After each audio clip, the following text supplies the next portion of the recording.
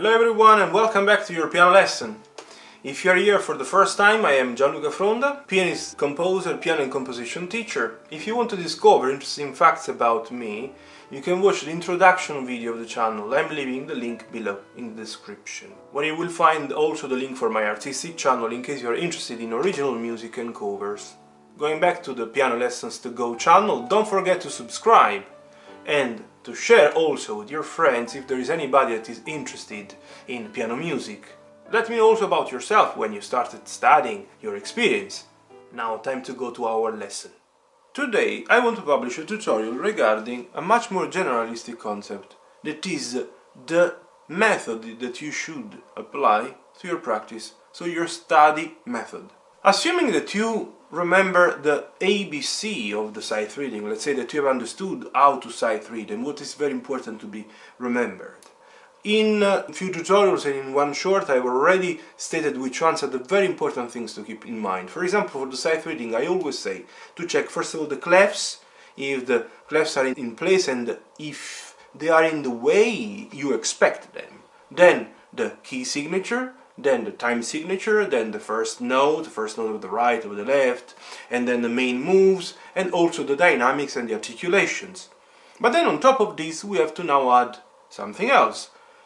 My advice, even though for example for the sight reading you have to be able to read at once, if you're already grade 2 or above, you have to be able to read at once left and right, not first the right then the left and then together, because they give you just 30 seconds of time.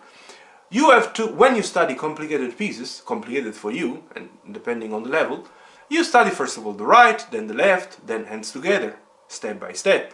Indeed, let's clarify that it's very clever, it's very wise to study first of all one hand, then the other one, and then to put them together beat by beat, bar by bar, sometimes even half bar by half bar, or 1/4 of bar if the bar is long and full of notes. But on top of the practice, the separate hands practice, and then hands together, there are 3 powerful tools that I've been always using. I mean, regarding it's indeed about the study method, the way you should plan your practice. And straight after the study separate hands and some attempt hands together, you have to be wise enough to understand that you build up the piece bar by bar, starting from the beginning towards the end, but fixing the amount of bars, whichever is your level. Let's take, I don't know, something from the grade 3 of this year. For example, this Vivace, the A2 piece by Muzio Clementi from the grade 3 piano exam pieces. I was saying, after checking the clefs, the key signature, the time signature, understanding the first notes, the first of the right, the first of the left, reading the separate hands from beginning up to the end, that anyways might need small blocks. It's better that you study blocks of 4, blocks of 8 bars, then you start studying hands together. And could be clever to study, for example, the first 4 bars, slowly, slowly, doing in this way. So you fix the position of the hands and you do slowly.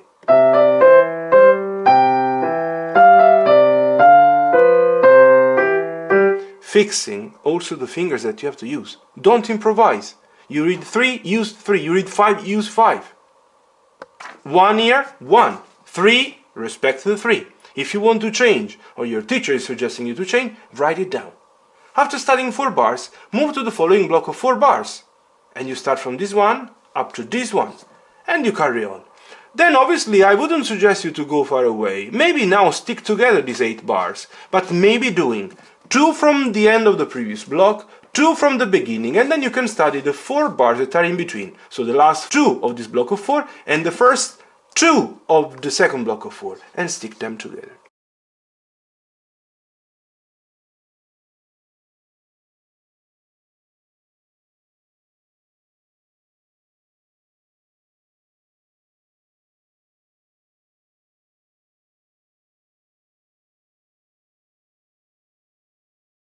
And you can build it up to the end.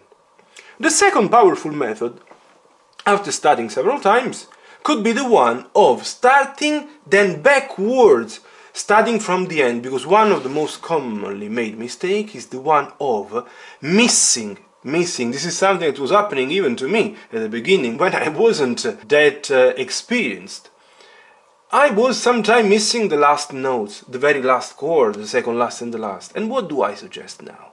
I suggest, and this is something that I've been doing myself, I suggest to study from the end. After the first stage, where you study from beginning up to the end, step by step, small blocks, from the end, you study the last bars. For example, this time I would do 5 bars instead of 4, yeah? Because it makes sense, 1, 2, 3, 4 and 5, and you see that they are part of the same identical, they have the same style, yeah? You can do.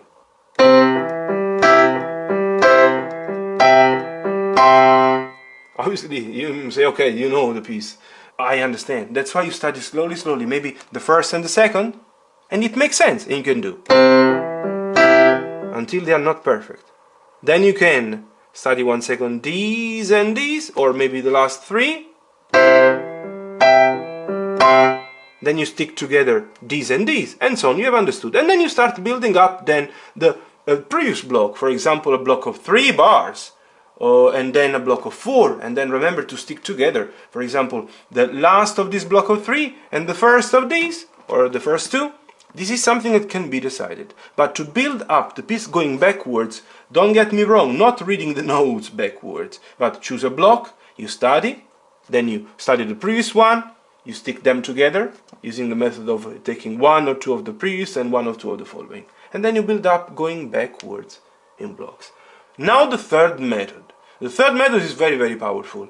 I suggest to my students to start from the bar or from the blocks of bars that are giving them problems, serious problems. For example, could be a bar like this or a bar like this one or both. And you can choose the place and you start building up them, playing them together, these two for example. And then, what do you do? After playing it, for example, we start from the last 2 notes of the previous bar, yeah? We can do. Assuming that this is the fingering.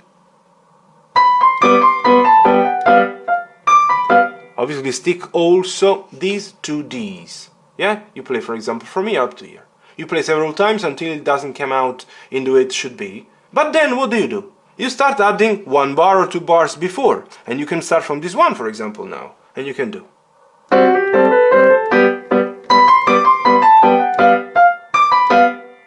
And then you can add 2 following bars.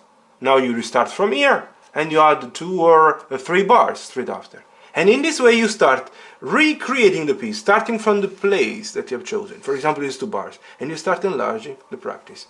2 before or 4 before, 2 or 4 straight after, and then so on.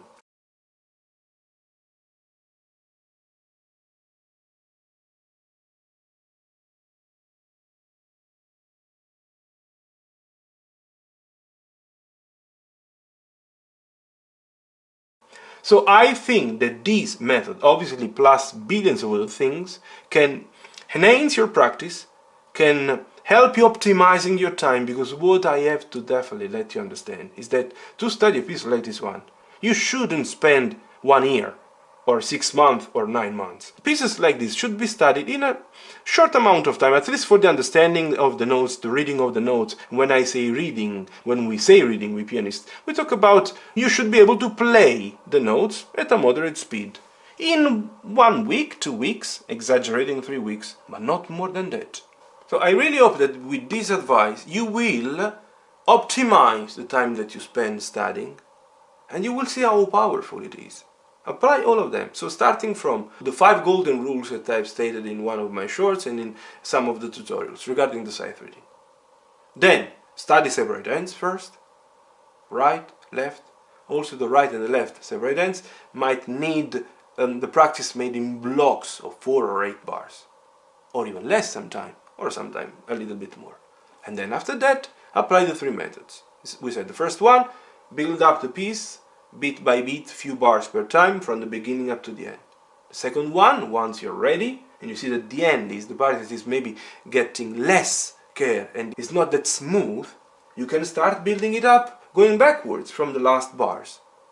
And then the third, the most powerful one probably, is the one where you choose a small bar, small block of bars in the middle of the piece, and you start building it up, expanding it from that point, adding straight after, adding before, and so on.